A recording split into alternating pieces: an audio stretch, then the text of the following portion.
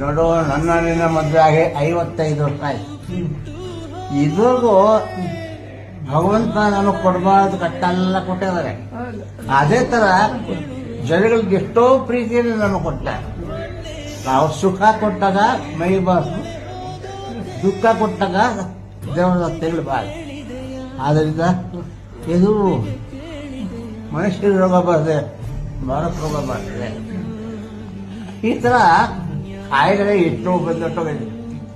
ಅವಾಗ ತಡೆಯುವ ಶಕ್ತಿ ಇತ್ತು.